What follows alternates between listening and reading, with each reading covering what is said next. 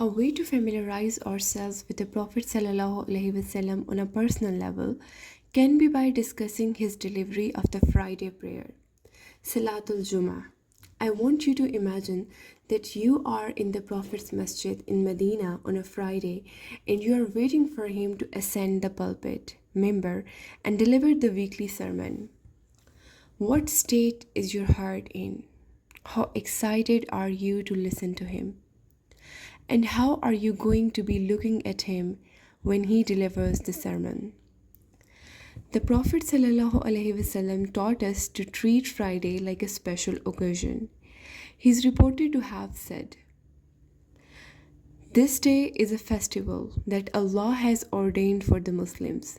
Whoever comes to the Friday prayer, let them take a bath, and if he has some perfume, then let him put some on and use the toothstick, siwak."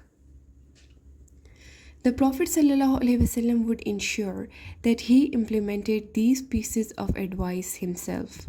Before coming to the Friday prayer, he would make sure to perform a bath just beforehand so his body would be fresh and clean.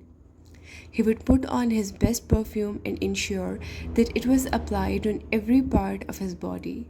He would also have a fresh toothstick, which he would use to clean his teeth. He would wear his best clothes on two particular occasions. One of them was whenever he would receive a delegation. The second case was whenever he would deliver the Friday sermon. On one occasion, Umar ibn al-Khattab saw a beautiful silk garment in the market and he decided to purchase it so the Prophet ﷺ could wear it on those two special occasions. So he bought it and presented it to the Prophet as a gift. The Prophet ﷺ thanked him for the offering, but ultimately declined by noting that such garments are impermissible for the Muslims. So Umar said, "I took that silk robe and gave it to one of my brothers who had not accepted Islam yet." The Prophet ﷺ said, "If anyone among you can afford to buy a pair of garments for Friday besides their work clothes, then let them do, if it is feasible."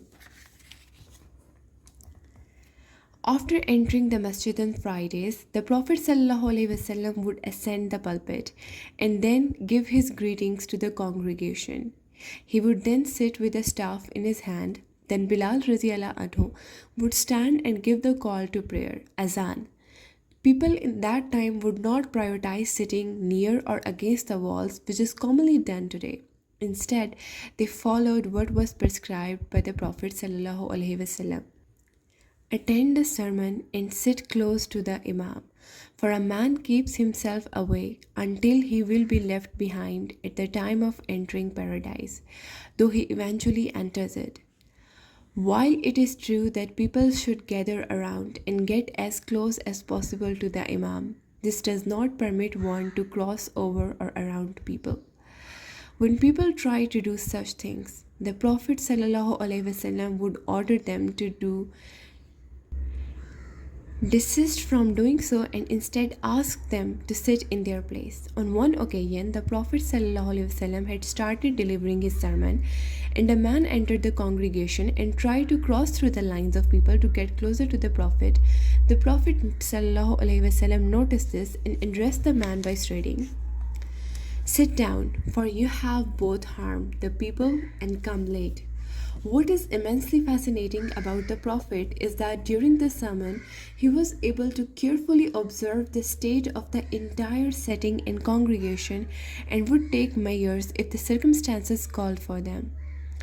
As Abu Qais radiallahu anhu interestingly notes in one narration, "I came to the masjid and the Prophet ﷺ was delivering the sermon, so I stood listening to him. While being under the sun's light, the Prophet ﷺ mentioned to me to sit in a shaded area instead." Likewise, there is the story of Sulaik al-Ghatafani radiallahu anhu, who entered the masjid on a Friday and sat without praying. The Prophet paused his sermon and ordered him to stand and pray 2 rakahs. Some versions of this narration suggest that the Prophet ﷺ ordered Sulaik to pray during the sermon so all the congregants would notice his dire state of poverty. That way, they would be moved to donate to him after the prayer, without there being any need for him to directly ask or beg. So the Prophet ﷺ was able to maintain command of the room while standing over the pulpit. There is also a moving story relating Al-Hussein and Al-Hassan radiallahu anhu, who once ran towards the Prophet while he was standing and delivering the sermon over the pulpit. During this episode, they were both little children wearing beautiful red garments. They both tried to hastily run toward the Prophet, but kept tripping over their own garments. One could imagine how much this scene garnered the attention of everyone in the audience. Upon noticing this, the Prophet stopped his sermon, descended from the pulpit, and picked up both Al-Hussein and Al-Hassan radiallahu anhu. He then recited the verse, "Innama amwalukum wa awladukum fitnatun." Your wealth and children are only a test, a fitna. He made dua for both of them and then had them sit on his lap while he returned to the pulpit. How was the sermon of Prophet ﷺ? Imagine that you are sitting before him on a Friday while he is in full command of the room.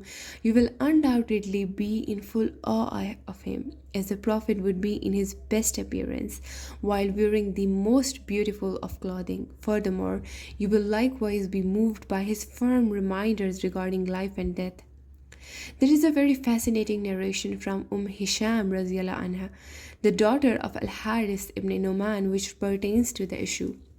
She interestingly noted, "I memorized Surah Kahf directly from the mouth of the Prophet ﷺ simply by attending his Friday sermons. This is because he used to recite and explain this surah every single week. The reason why this chapter was given so much attention in particular is because it discusses life and death in extensive detail. The companions would listen to the Prophet's sermon with their hearts open and their minds fully tranquil. They would listen attentively to his sermons regarding life and death, and their bodies were so still that it was as if there were birds on top of their heads. This vivid description indicates how still they remained throughout the Prophet's reminder. To make his sermon more effective, the Prophet ﷺ used his hands in order to gesture, motion, and describe the topics he sought to address. His words were crisp and articulate, and to ensure his points were fully understood, he would sometimes repeat the same sentence 3 times. His eyes and tone of voice would neatly correspond with the topic he was talking about.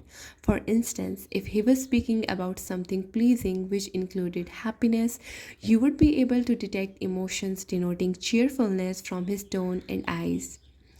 Conversely, if he spoke of something which induced anger or sadness, the same feelings could be detected in his eyes and tone. He would use his hands as teaching implement to effectively deliver his points. When he described the believer as being as building, he would firmly clench his hands together to indicate their accumulated strength. When he warned about the tongue's dangers, he pointed towards his mouth. In addition, when speaking about the opening of the doors of paradise, he made the hand motion for opening its door. He would often point to the heavens as well. Likewise, the Prophet often used parables and aphorisms, amsal, to ensure his audience fully understood his reminders. He was described as being deeper and more eloquent than the breadth of an ocean. When analyzing the Prophet's skill as an orator, we must consider a few basic facts. This is the most recorded man in history, with thousands of his statements fully documented and compiled. Yet, when imparting his eloquent sayings, the Prophet ﷺ never had to use prepared speeches or cues. He simply delivered his statements directly from the heart and reminded people of their obligations. The companions knew of his status and his pure sincerity, which made his statements even more moving and effective. Nowadays, the sound system in the masjid goes out due to lapses in technology of electricity, but in the Prophet's time, the sound system once failed for another reason. Asma bint Abi Bakr radiallahu anha mentioned that on a particular Friday, the women could not listen to the Prophet's sermon since the male companions in front of them were intensely crying. This stalked their interest on what caused the male companions to cry so much. After the prayer, they stopped the men and asked them what caused them to become so emotional. They responded by stating that the Prophet ﷺ was speaking about the trials and tribulations of the grave. Sallallahu Alaihi Wasallam. Allahumma salli ala Muhammad wa ala ali Muhammad kama sallaita ala Ibrahim wa ala ali Ibrahim innaka Hamidum Majid. Allahumma barik ala Muhammad wa ala ali Muhammad kama barakta ala Ibrahim wa ala ali Ibrahim innaka Hamid